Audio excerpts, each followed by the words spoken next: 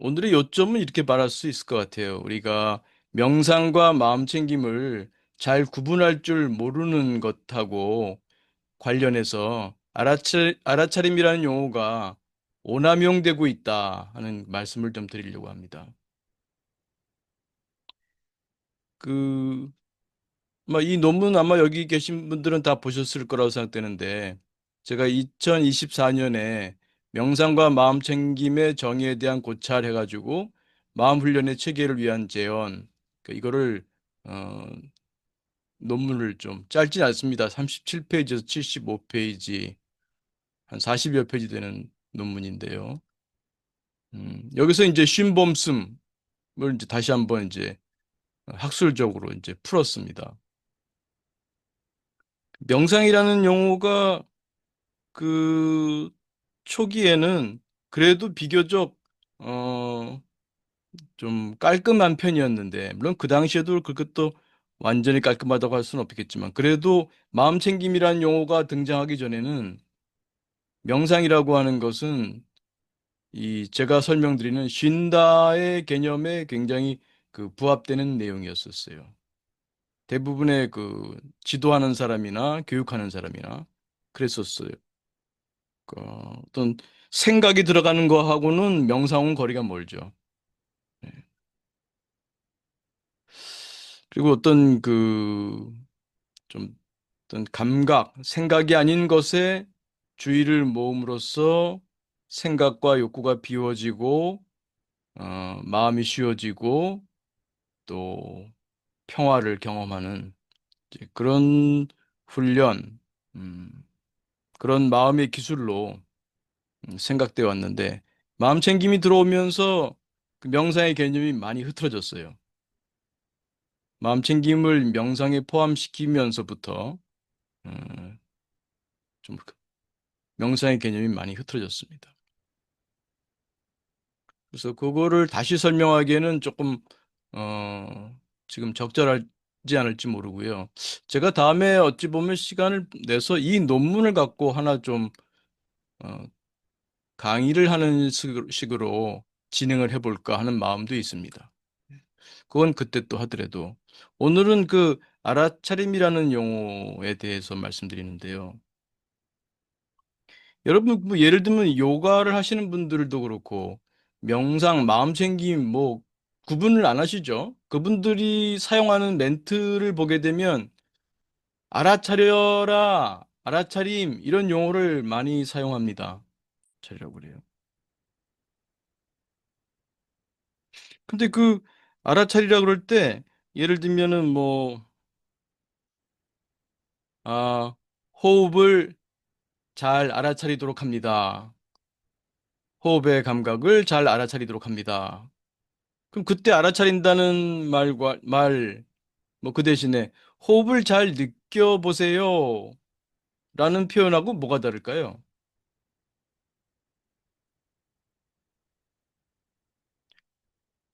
발의 감각을 잘 느껴보세요. 라고 말하는 것과 발의 감각을 잘 알아차림해 보세요. 라는 말과 뭐가 다를까요? 전달되는 내용이 다른가요? 어떤 차이가 있을까요? 호흡 감각을 잘 느껴보세요. 라고 말할 때와 호흡 감각을 잘 알아차림해 보세요. 라고 말할 때 어떤 차이가 있을까요? 음, 예를 들면 요가를 지도하는 분들이 사실 요가도 보면 요즘 요가 명상, 요가 마음챙김 요가 그러는데 일반 요가하고 마음챙김 요가가 뭐가 다른지 어떻게 설명하는지 글쎄요. 그럼 요가를 지도하는 분이 이렇게 이제 수리아 나마스카라 자세를 하고 그럴 때 어? 다운독을 하고 있다. 다리에서의 감각을 잘 알아차려 보십니다. 라고 말하는 것과 다리에서의 감각을 잘 느껴보시도록 합니다. 잘 느껴봐라 라고 하는 말과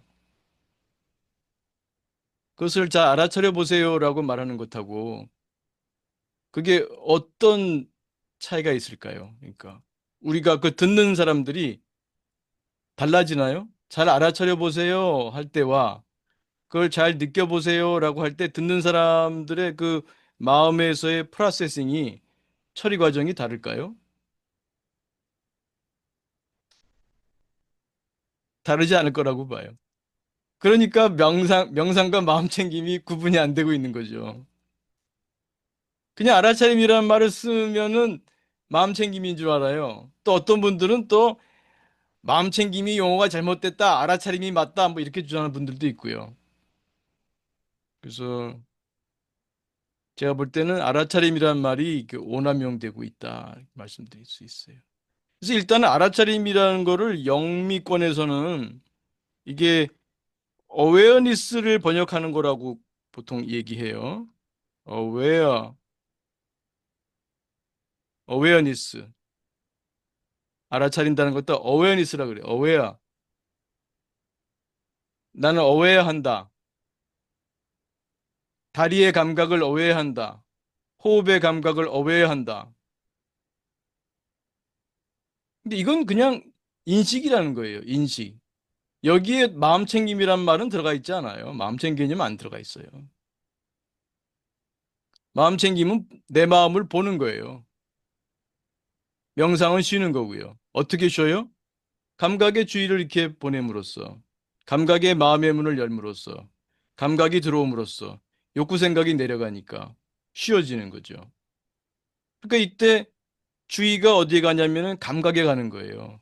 호흡 명상인 경우에는 호흡 감각에, 몸 명상인 경우에는 몸의 감각에, 뭐 부분 몸 명상인 경우에는 뭐 손 명상, 발 명상, 얼굴 명상, 그럼 발 명상 그러면 부분 몸 명상이죠. 그 발에만 가만히 주의를 보내보는 거예요. 발의 모양, 발의 크기, 발에서의 어떤 그 따뜻함 혹은 차가움 혹은 발에서의 그 뽀송뽀송함, 뭐 축축함, 뭐 이런 감각들이죠. 이걸 가만히 느껴보는 거예요. 감각. 그러다 보면은 이 정보 처리 용량 제한성, 정보 처리 용량이 제한되어 있기 때문에 자연스럽게 욕구 생각으로 갈 주의가 남지 않게 돼요. 그러니까 마음이 편안해지는 거죠. 그러니까 명상만으로도 우리는 마음의 평화를 경험하게 되는 거예요. 왜? 정보 처리 용량이 제한되어 있는데 내 주의 정신 자원이 발의 감각으로 가 있으니 발의 감각의 처리에 프로세싱에 가 있으니 다른 욕구 생각으로 그렇지 않았더라면은 뭐 후회를 하거나 미래를 걱정하거나 누군가를 원망하거나 뭐 이런데 정신 자원이 가 있을 텐데 주의가 글로 할당될 텐데 이 감각이 내 의식 공간을 채우니까 그런 마음을 괴롭히는 욕구 생각이 내려가잖아요. 마음의 무대에서 내려가잖아요. 그럼 편안하죠. 그게 명상의 효과죠. 여기 마음 챙김에 맞자도 들어가지 않아요. 명상만으로 훌륭해요. 걷기 명상 훌륭합니다. 마음 챙김 안 해도 돼요. 물론 마음 챙김 해도 훌륭하죠. 마음 챙김도 함께하면 더 훌륭하다고 할 수 있죠. 근데 일반적으로는 뭐 걷기 명상인지 걷기 마음 챙김인지 구분이 안 돼요. 말로는 걷기 마음 챙김이라고 해도 실제 들어가서 보면 걷기 명상이야. 물론 간간히 마음 챙김이 들어갈 때도 없지 않아 있는 것 같긴 합니다만. 그러니까 이 알아차림이라는 말도 보면 이게 마음 챙김과 명상의 개념이 분명하지 않으니까 그냥 함께 쓰는 것 같아요. 그래서 이게 보면 어웨어니스거든요. 이게 어웨어니스의 번역어로 알아차림을 쓰게 되면은 이게 잘못된 거예요. 이게 혼란이 오는데 이걸 제가 그래서 다음 그림으로 좀 설명드리려고 오늘 이 화면 하나 PPT 하나를 더 준비했어요. 예. 어, 이게 제가 2011년에 마음챙김 명상 멘토링 책에서부터 2018년 책, 그리고 2020, 2023년 그 MMPT 워크북, 여기에도 이제 수록이 되어 있는데요. 정보 처리 유형에 따른 주의의 유형과 주위에 수반하는 의식의 유형 겠습니다. 그러니까 우리가 영어권에서도 이게 잘 구분이 안 돼 있는 경우가 있는데 그 제가 구분 다시 해드리겠습니다. 이 attention이라는 용어가 있고 consciousness라는 용어가 있어요.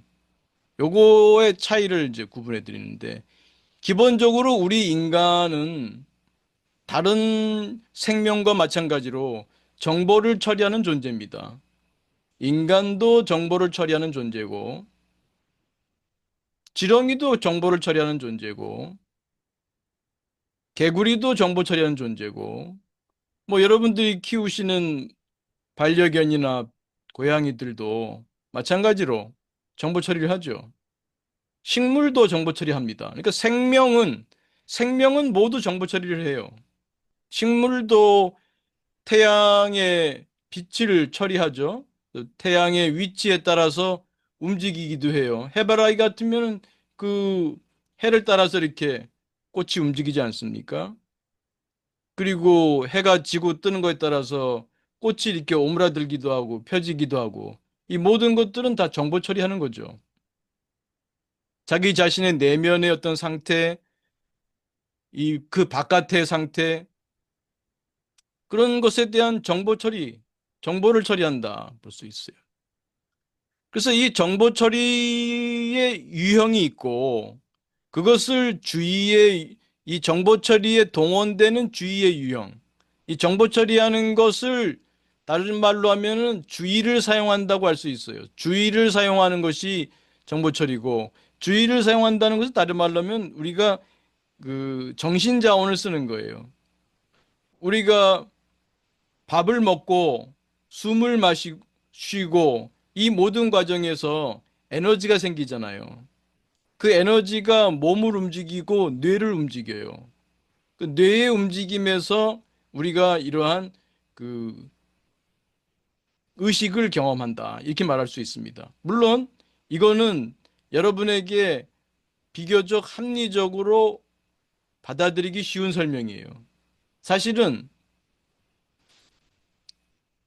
뇌가 의식을 만드는 게 아닐 수도 있어요.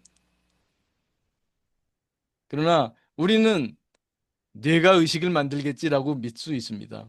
근데 이것은 하나의 가정이지 사실은 뇌가 의식 속에 있다고 할 수도 있어요.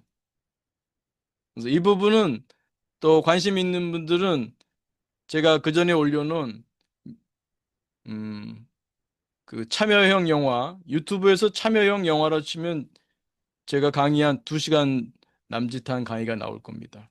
그거를 시청해 주시기 바라고요. 다시 돌아와서 음, 주의 우리가 가지고 있는 에너지를 뇌에서 사용하는 거. 그러면 그때 우리는 그것을 정신 자원을 사용한다 그래요. 그러니까 결국은 우리 몸을 움직이게 하는 그 에너지, 그 에너지라고 볼 수 있죠. 그것을 하나의 그 우리 뇌가 사용하는 그 에너지, 그거를 어찌 보면은 그 정신 자원이라 부를 수도 있겠어요. 이 정신 자원을 한 번에 쓸 수 있는 양은 제한돼 있죠. 그게 여러 번 말씀드린 동구정마에서 동구정마에서 정보 처리 용량 제한성 아니겠습니까? 한 번에 쓸 수 있는 양이 제한돼 있어요. 그렇기 때문에 주의의 큰 특징은 선택이에요. 선택. 왜냐하면 우리 내부의 상태나 외부의 상태나 처리해야 할 정보의 양이 굉장히 많습니다. 무한히 많다고 할 수 있어요. 근데 우리가 한 번에 쓸 수 있는 정신 자원은 제한돼 있어요. 그러니까 선택이 매우 중요해요. 그래서 주의의 큰 특징은 선택한다는 거죠. 또 다르게 표현할 때는 우리가 정신 자원이 있는데 그 정신 자원을 A라는 일과 A라는 정보 처리와 B라는 정보 처리에 이렇게 할당한다, 이렇게 할당한다고도 해요.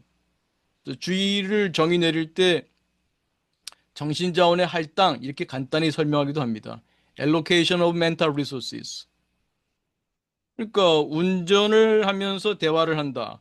운전하는 거에 정신 자원이 들어가고 할당되고 대화하는데 정신 자원이 할당되죠. 물론 운전을 처음 할 때는 그게 안 돼요. 왜냐하면 운전하는 거에만도 벅차. 근데 이게 숙달이 되면 그걸 심리학에서는 오토마타이제이션, 자동화라고 합니다. 뭐 일상 용어로는 습관이라고 할 수도 있겠죠. 습관이 되면, 자동화가 되면 적은 정신 자원으로도 처리할 수 있어요. 이 자동화한다는 게 이 생존에 꽤 중요하죠. 그러니까 그 일을 할 때는 내가 제한된 정신 자원을 조금만 써도 돼. 그 나머지로 다른 일을 할 수가 있는 거죠. 그러니까 운전에 숙달이 되면 운전을 하면서 라디오도 들을 수 있고 옆 사람과 대화도 할 수 있는 거죠.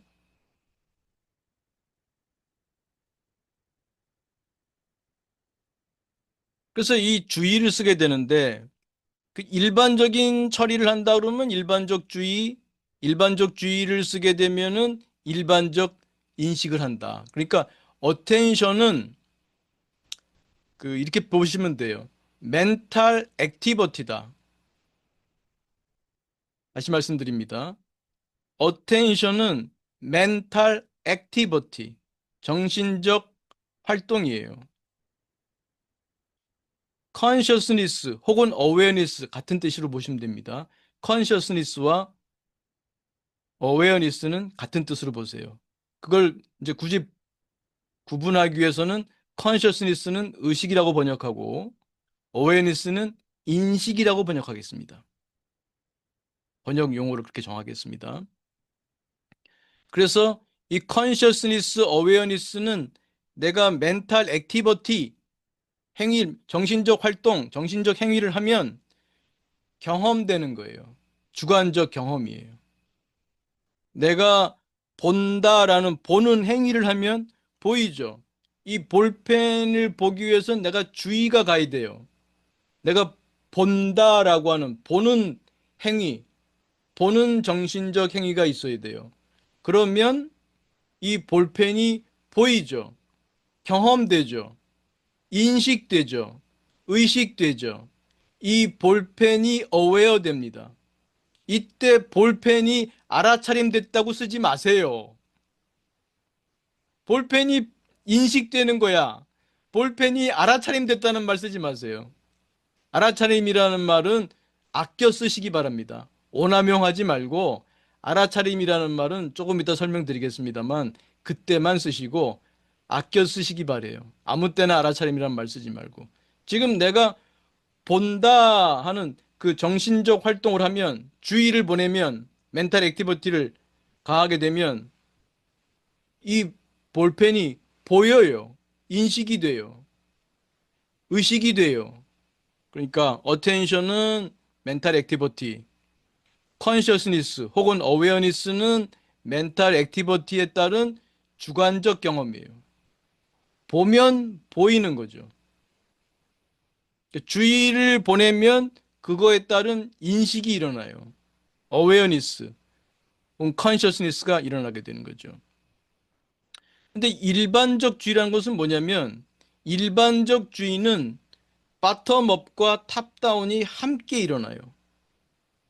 여러분이 이 볼펜을 볼 때 바텀업으로만 볼 수가 없어. 여러분이 이 볼펜을 보면 이 볼펜의 모습뿐만 아니라 마음에 든다. 멋있다. 갖고 싶다. 이런 것들이 함께 일어나요. 여러분이 갖고 있는 볼펜에 대한 기존의 지식, 볼펜에 대한 여러분의 욕구, 이런 것들이 여기 들어간다고요. 그러니까 일반적인 정보 처리에서는 결코 바텀업만 일어나는 경우는 없다. 늘 탑다운이 함께 일어나요. 바텀업은 상향 처리라고 제가 번역하겠습니다. 바텀업 프로세싱, 상향 처리. 탑다운 프로세싱, 하향 처리. 이게 함께 일어나요. 여러분이 남편을 볼 때도, 아내를 볼 때도 있는 그대로 못 봐요. 남편의 얼굴과 함께 여러분이 갖고 있는 게 함께 들어가요. 여러분이 누군가를 처음 만나도 그 사람을 있는 그대로 못 봐요. 여러분이 갖고 있는 게 들어가요. 얼굴 긴 사람을 만났다. 그러면 여러분이 그동안 살면서 얼굴 긴 사람과 경험했던 것들이 들어가요. 어떤 여성은 얼굴 긴 남자를 보면 마음이 편안한 사람, 편안함을 느낄 때도 있어요. 반대인 경우도 있고요. 어떤 사람은 얼굴 긴 사람을 보면 왠지 좀 마음이 불편해. 그럴 수 있어요. 이유를 몰라. 즉각적인 거예요. 즉각적으로 일어나는 판단이에요. 그 사람을 보는 순간 얼굴 긴 모습이 아마 그 첫 번째 여성의 경우에 마음이 푸근하다면 뭐 어린 시절부터 자기를 잘 대해줬던 옆집 아저씨나 학교 선생님이거나 자기를 잘 대해줬던 어른 중에 얼굴 긴 남자들이 좀 있었거나 그러면은 아마 이유는 모르지만 처음 보는 사람인데 얼굴 긴 남자를 보면 왠지 좀 마음이 편안하다. 그럴 수 있어요. 물론 반대의 경우도 가능하죠. 얼굴 긴 남자들하고 내가 경험이 별로 안 좋아. 그러면 처음 보는 사람인데 이 사람은 뭐 시쳇말로 의문의 일패 그런 말 하잖아요. 아무것도 한 게 없는데 그냥 이 사람은 의문의 일패? 그냥 아무것도 한 게 없는데 이 여자가 나를 보더니 뭔가 불편해 한단 말이에요. 처음 봤는데 내가 뭘 어땠다고. 바텀업 프로세싱만 안 돼, 인간은. 탑다운이 늘 함께 해요. 우리는 seeing is believing이라고 그러지만 속담에 사실은 believing is seeing이 많아요. 내가 이렇게 믿기 때문에 그렇게 보이는 거예요. 그래서 우리 일반적인 처리는 늘 바텀업과 탑다운이 함께 일어납니다. 여기에서 이제 특별한 게 뭐냐면 그 처리에 대한 처리가 있어요. 내가 이 볼펜을 보면서도 그냥 보통 때는 볼펜을 보죠. 근데 아, 내가 볼펜을 보고 있구나. 이러면은 다르죠. 아시겠어요? 이 볼펜을 봐요. 이 볼펜의 색깔이 갈색이고 까만색이고 뾰족하고 뭐 크기는 얼마만 하고 요런 이 볼펜을 처리하고 있는데 지금 내가 지금 어디에 주의를 보내고 있지? 볼펜을 보는 것에 주의를 보내고 있구나. 이게 메타주의예요. 이게 메타주의를 하면 메타 인식이 되는 거죠. 메타 어웨어니스. 내가 지금 볼펜을 보고 있구나.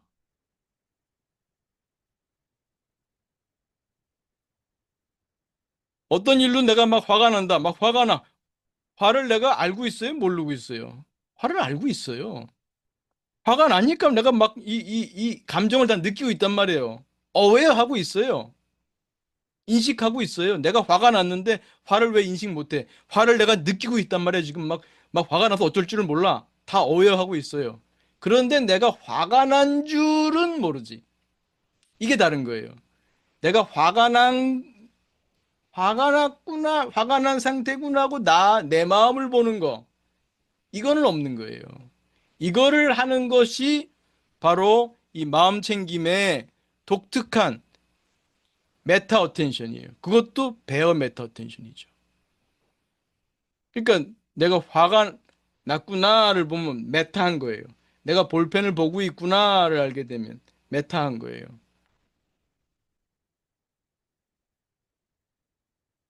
그럼 메타 어웨어니스 생기는 거죠.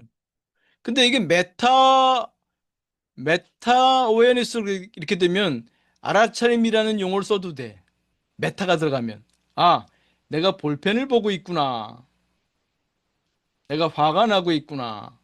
이러면은 메타, 알아차림이란 말을 써도 돼. 그때만 씁시다. 알아차림이란 말은 아무 때나 쓰지 말고 내가 그렇게 처리에 대한 처리를 하고 있다는 것을 알아차리, 그거를 알아차린다는 말을 쓰자 이거죠. 아무 때나 쓰지 말고. 그런데 여기서 미묘한데 메타 어텐션에도 또 베어 메타가 있고 베어하지 않은 메타 어텐션이 있어요. 그러니까 여기서 우리가 일반적인 주의에서도 볼펜을 보면서도 볼펜에 있는 그대로 보기만 하는 것이 아니라 볼펜에 대한 내 판단이 들어간다 그랬죠. 그러니까 볼펜을 처리할 때 볼펜의 바텀업적인 것뿐만 아니라 볼펜에 대해서 내가 갖고 있던 어떤 여러 가지가 탑다운이 일어난단 말이에요. 이건 배어하다고 할 수 없어. 배어하다고 하는 것은 내 탑이 멈춘 거예요. 탑이. 탑이 멈춘 거예요. 근데 실제로는 탑이 멈추기는 매우 어려워요. 그러니까 all or none, 즉 0 아니면 1로 보지 마시고 어느 정도 그래도 그 욕구 생각을 많이 줄였다. 이 정도로 보시면 돼요. 너무 완벽주의를 기하지는 마시고요. 그렇더라도 어쨌든 우리는 이거를 비교적 내 판단이 들어가는 것과 안 들어가는 거, 내 말하자면 판단 중지, 뭐 철학에서 쓰는 용어로는 이제 판단 중지죠. 내 욕구 생각을 쓰지 않으려고 하는 거예요. 내 주의를 온전히 바텀업에만 조금 더 주의를 보낼 수 있죠. 가급적 선입관을 넣지 않고 그렇대도 들어가는 걸 막기는 쉽지 않겠습니다만 그래도 노력하면 바텀업으로 하는 것을 연습할 수 있단 말이에요. 그래서 바텀업, 탑다운. 근데 메타 어텐션에서도 이게 탑이 걸릴 수가 있어요. 예를 들면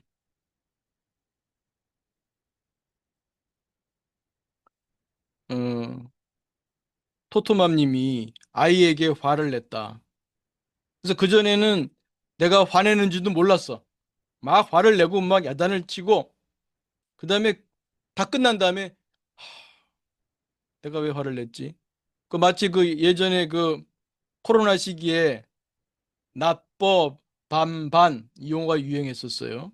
이게 코로나 시기에 애들이 유치원도 안 가고 어린이집도 못 가고 막 집에서 들끓으니까 그냥 엄마들이 미치는 거죠. 그래서 그냥 버럭버럭 낮에는 버럭버럭 화를 내. 나빠. 근데 밤에 애들이 자면 얼마나 이쁩니까? 그 반성이 되잖아. 반반. 밤에는 반성하는 거야. 아, 내가 왜 또 이 예쁜 애들한테 이렇게 화를 냈을까? 근데 또 낮이 되면 또 버럭버럭 화를 내. 나빠. 또 밤이 되면 또 반성해. 반반. 그래서 그 당시엔 나빠, 반반이 유행했습니다. 근데 여하튼 그 순간에는 모르는 거야. 메타가 없는 거야. 메타가 없어. 그냥 화, 그냥 화를 막 화가 나서 막 그냥 습관적으로 행동하는 거죠. 여기에는 알아차림은 없어요. 그냥 어웨어니스는 있어. 인식은 있어. 내가 화를 인식하고 있는 거. 내가 졸도했나? 내가 자고 있나? 화를 경험하고 있어요. 화를 어웨어하고 있다고. 화를 인식하고 있다고. 그러나 메타는 없어요. 나중에 이제 지나간 다음에 이제 내가 왜 그랬나 하고 자신을 돌아보는 거죠. 근데 메타는 바로 이제 메타 프로세싱은 바로 온라인하게 내가 지나간 거를 보는 게 아니라 온라인하게 바로 지금 일어나는 이거를 보는 거예요. 온라인하게. 이게 메타 어텐션이란 말이에요. 온라인 프로세싱이에요. 그런데 메타에도 이제 토토맘 님이 내가 화가 날 때 화가 나는 거를 알았어. 발전한 거죠. 이제 내가 화가 나는 순간 다 끝난 다음에 보는 게 아니라 화가 일어나는 순간에 이제 보기 시작한단 말이에요. 그런데 이때도 이 메타에 배어와 배어하지 않은 게 있어요. 판단이 들어갈 수 있어요. 내가 화를 내다니. 나는 나쁜 엄마야. 아, 나는 왜 이럴까? 하고 자기를 자책을 해. 이거는 배어 메타가 아니에요. 따라서 마음 챙김이 아니야. 판단이 들어갔어요. 메타 했지만, 메타 프로세싱이지만 배어하지 않아요. 그건 두 번째 화살을 쏘는 거야. 화를 낸 것도 하나의 그 잘못된 건데, 화를 낸 자신을 비난하면서 두 번째 화살을 쏘고 있는 거죠. 그러면 자신의 마음은 더 괴로워지게 되는 거죠. 자기 비난으로 빠지게 되는 거죠. 마음 챙김이 되려면 정말, 아, 내가 이러고 있구나 하고 딱 떨어져야 돼요. 딱 떨어져야 돼. 내가 이게 판단이 들어가면 안 돼. 혹은 아침에 젊은 아가씨가 이제 출근하는데, 아니다. 출근하는 사람을 하지 말자. 취준생 여성이라고 합시다. 아, 아침에 지하철 타고 가는데 너무 멋진 남자가 있는 거야. 요즘 멋진 남자 누가 있죠? 누구지? 잘 모르겠다. 아무튼 뭐, 멋진 남자를 봤다고 해봐요. 아, 멋있다. 저 남자하고 데이트하면 좋겠다. 뭐 이런 생각을 했어. 이게 다 욕구 생각이죠? 그 남자를 있는 그대로 본 거 아니야? 그렇다면 그거 인간도 아니죠, 어찌 보면. 인간은 다 자기가 탑이 걸린단 말이야. 그런데 여기서 메타가 일어났어. 아, 내가 저 남자를 보고 이런 그 마음이 일어났구나. 저 남자를 사귀고 싶어 하는 마음이 일어났구나. 하고 메타 프로세싱이 됐어. 근데 배워하지 않은 거지. 아, 내가 지금 취업하기 위해서는 지금 애를 쓰고 있고 지금 내가 요즘도 노량진에서 취업 학원이 많은지 모르겠습니다만 내가 지금 노량진 가면서 내가 지금 이 공부하러 가는 중인데 내가 한심하게 저런 저런 남자하고 연애질 할 생각하다니 하고 이렇게 자기를 비난을 한다면 메타했지만 배워하지 않은 거예요. 그건 마음 챙김이 아니죠. 메타는 했어. 그래서 메타는요 이중적 특성이 있어요.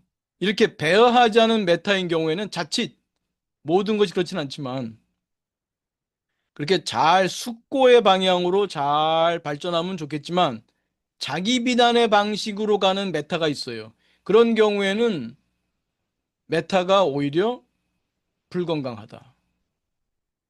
그래서 메타 프로세싱이 다 좋은 게 아니에요. 메타 프로세싱이 음, 불건강하게 흘러갈 수가 있습니다.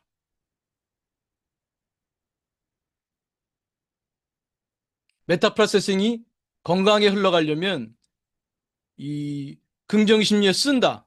긍정심리에 쓴다의 숙고로 가거나 아니면 마음 챙김에 순수한 베어핸, 베어풋처럼 맨손, 맨발 아무것도 붙지 않은 욕구 생각이 붙지 않은 음, 비판단의 그런 메타가 적용돼야죠. 그러면 그런 경우에는 이러한 정보 처리 이름을 우리가 말하기를 마음 챙김이라고 부른다는 거예요.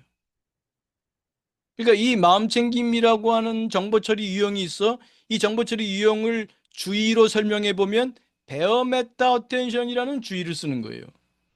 그러면 베어 메타 어웨어니스가 생기는 거예요.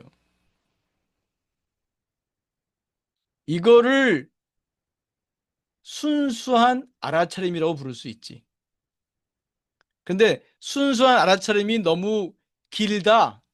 그러면 그냥 알아차림이라고 해도 돼. 약속을 해서 우리 순수한 알아차림이 너무 말이 기니까 순수한 알아차림을 표현할 때 우리가 알아차림이라는 말만 해도 순수한 알아차림으로 이해하자. 이렇게 할 수는 있어요. 그러나 정확하게 말하면 순수한 어, 알아차림이라고 해야 되고 또 더 풀어쓰게 되면 순수한 메타인식, 이 순수한 메타인식을 알아차림이라고 부르자라고 할 수도 있습니다. 영어로 보면 노티싱이라는 말이 가까워요. 노티싱이라는 말이 가까워요.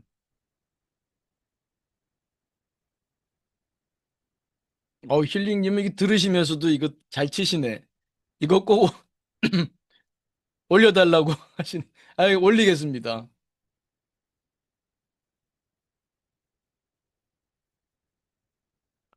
어, 그래서 설명하는 게 명상이군요. 명상은 메타는 없어요. 순수한 주의. 바텀업 프로세싱. 바텀업 프로세싱. 볼펜을 보던 마우스를 보던 책상을 보던 꽃을 보던 뭐 빗소리를 듣던 아니면 유튜브에서 어떤 음악을 듣던 뭐 내용이 없는 그냥 소리 자체, 색깔이나 모양 자체, 냄새 자체, 어떤 차를 마시면 차 명상, 차 자체의 맛, 마음 챙기는 말 쓰지 마세요.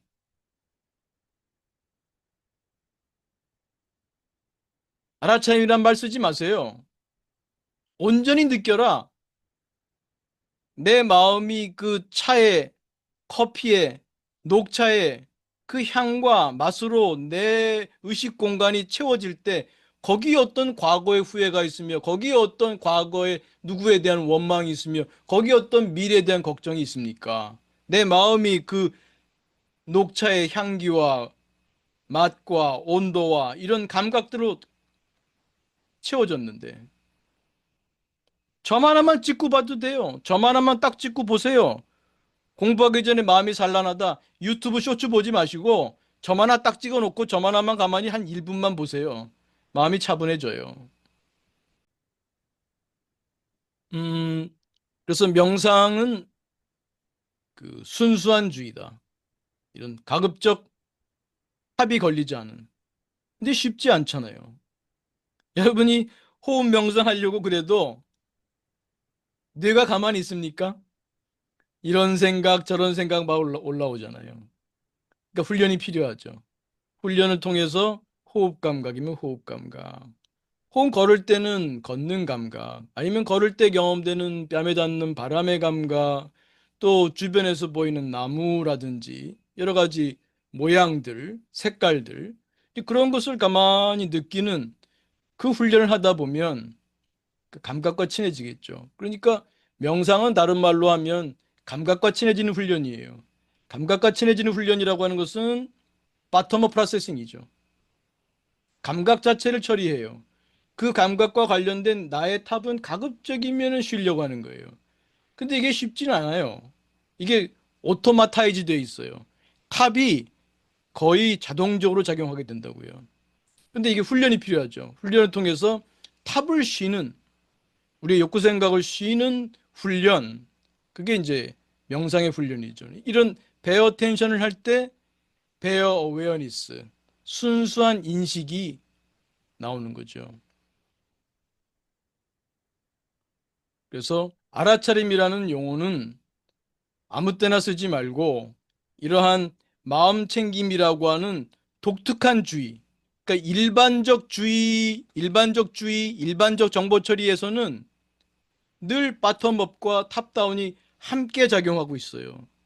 그런데 독특하게 명상이라는 처리를 할 때는 pay attention, 바텀업 처리에 좀 더 그 주의가 갈 수 있도록 훈련하는 거죠.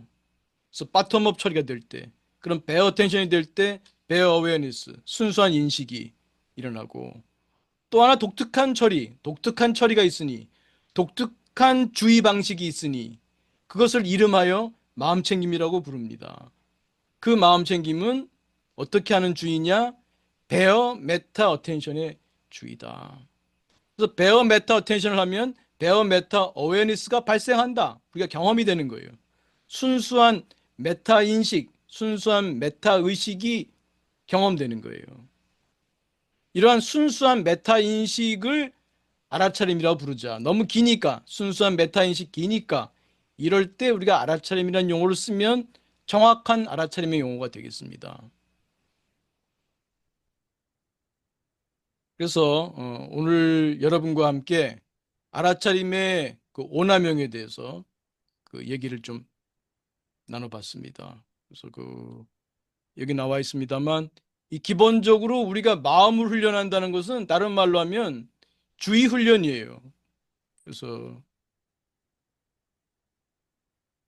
마음 훈련이라는 것은 거의 동의어입니다. 주의 훈련, attention training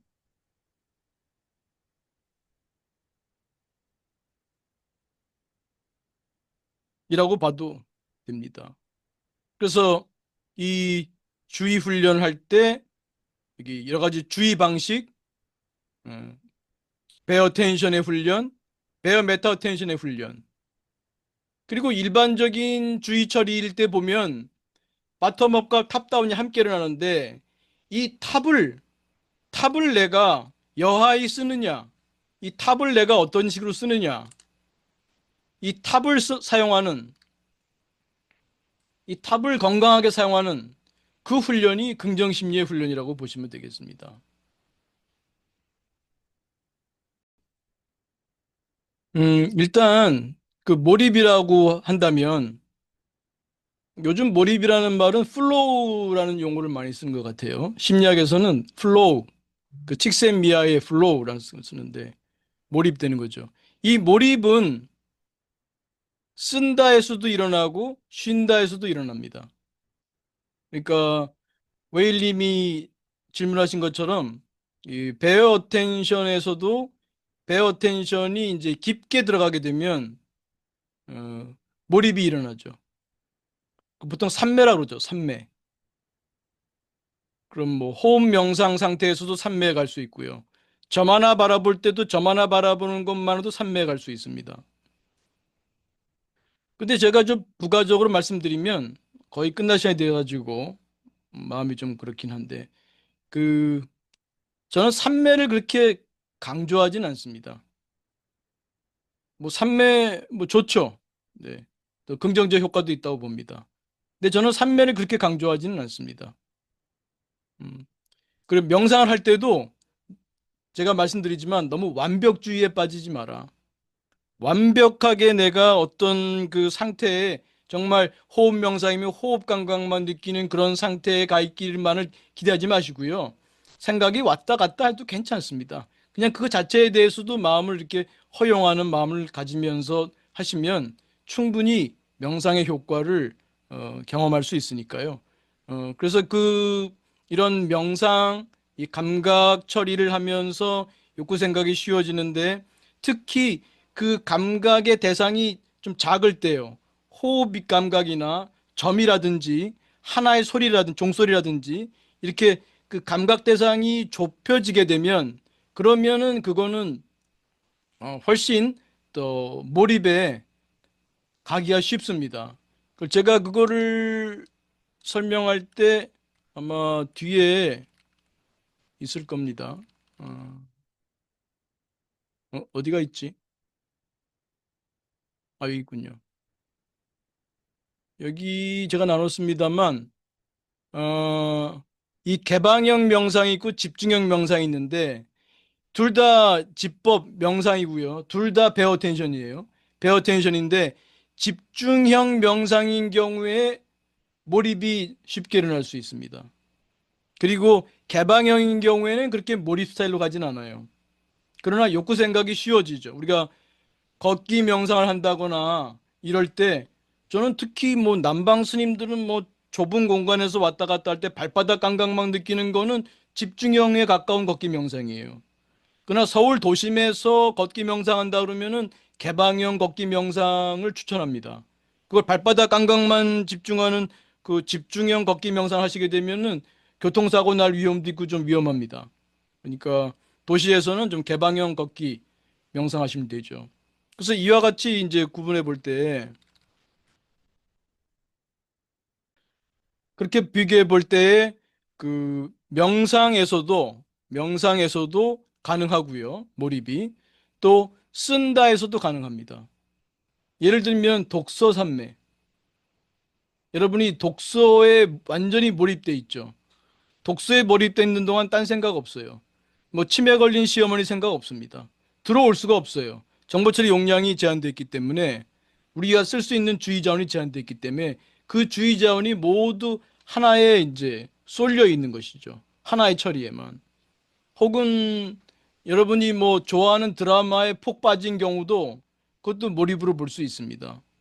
그래서 그 몰입이라고 하는 것은 이런 베어 어텐션 명상에서도 가능하고 특히 집중형 명상에서 일어나기 쉽고 그다음에 긍정 심리에 쓴다에서도 욕구 생각을 쓰는 그런 경우에도 어떤 하나의 주제에만 쫙 몰입돼서 다른 여타의 내부 외부의 처리가 이루어지지 않는 그런 상태는 그 플로우 상태, 그 몰입 상태라고 부를 수 있겠습니다. 어, 참고로 그 황롱문 교수의 몰입은 이 후자에 가깝습니다. 그거는 그 명상의 몰입이라기보다는 이 긍정심리의 몰입이 가깝습니다. 하나 자기가 연구 주제가 있으면 그 주제를 놓치지 않고 붙잡고 들어가는 것이죠. 그럴 때 어떤 삼매 상태 비슷한 어떤 좋은 어떤 체험도 하고 또 결과적으로도 생산성도 좋은 생산성을 갖고 오는 거죠. 아마 그 대부분 사람이 수학 문제 풀 때 그런 경험했는지 모르겠어요. 그냥 앉으나 서나 그 수학 문제 그 답을 미리 해답 보지 않고 그 풀기 위해서 그 문제를 그 풀려고 하는 그때 밥 먹으면서도 그 수학 문제가 떠오르고 화장실에서도 떠오르고 걸으면서도 떠오르고 놓치지 않는 그런 거죠. 그런 경우에는 베어 텐션은 아니에요. 그러나 굉장히 그 마치 스님들이 화두가 들린 것처럼 음, 그렇게 갈 수 있는 것이죠.